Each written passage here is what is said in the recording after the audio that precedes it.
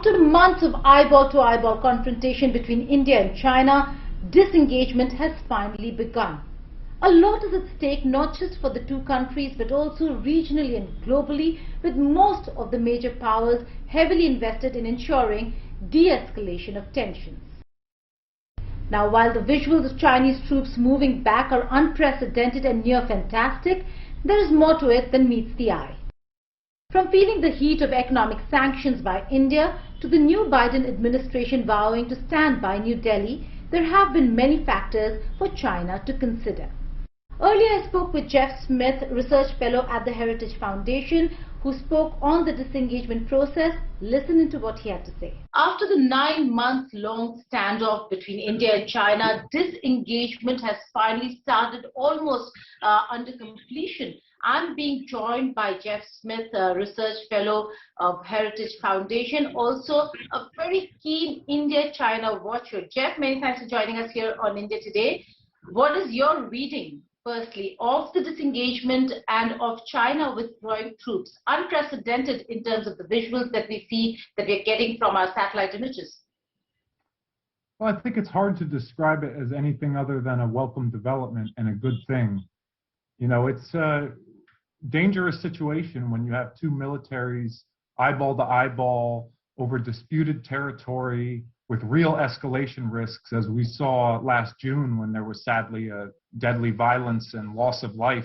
And these things can happen, spiral out of control, prompted by unintended consequences. And frankly, any de-escalation of the LAC right now is a good thing.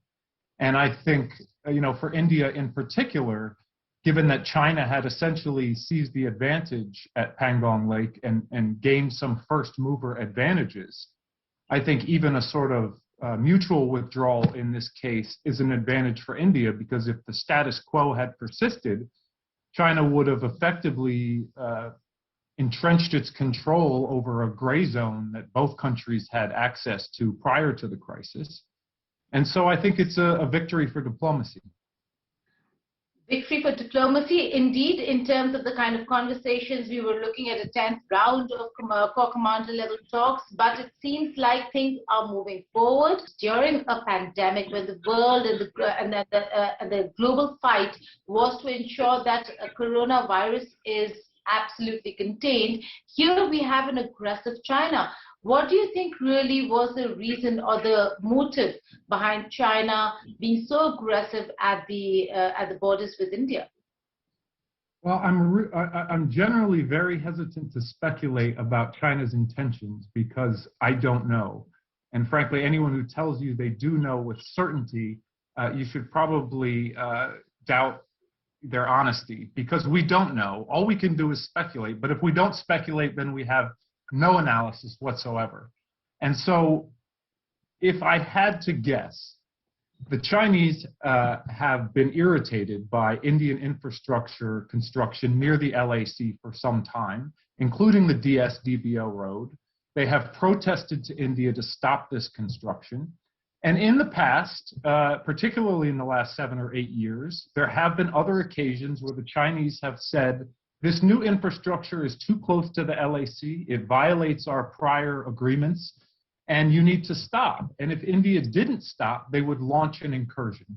Could the change in administration in the United States of America also be one of the factors that they must have looked into?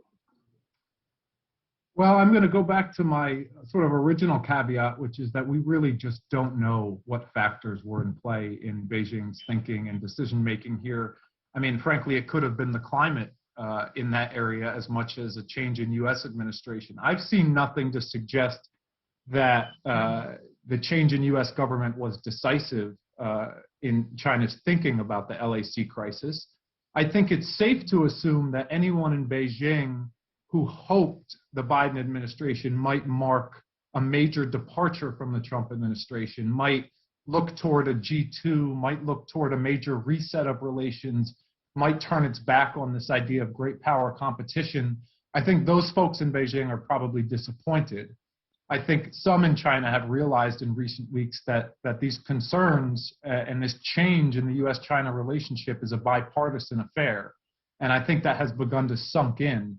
But whether or not that impacted the specific decision on the LAC, how much of it was Indian diplomacy, how much of it was their own difficulty operating in that climate, how much of it was a reassessment of the geopolitical costs and benefits of continuing to prolong this endeavor. Those are all open questions. All right. Chef, on that note, many thanks for joining us indeed here in India Today. Always a pleasure.